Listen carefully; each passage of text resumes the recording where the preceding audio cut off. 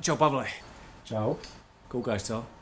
No co je? Je na čase, aby jsme zase někam vyrazili. Jenomže vždycky, když někam vyjedeme, tak něco zapomeneme. A tak si pojďme shrnout, co si vzít sebou. Pište si. Nebo pišme si. Pavle, tužka a papír je pod stolem dole. Piš. Takže za prvý, klíčky od motorky, náhradní klíčky od motorky. Pasy, to je jasný, powerbanky, baterky, náhradní baterky, nějaký to spodní prádlo, ručník a hlavně floating bag. Pavle, kde máš ten floating bag? Pavle, ty nevíš, kde máš floating bag?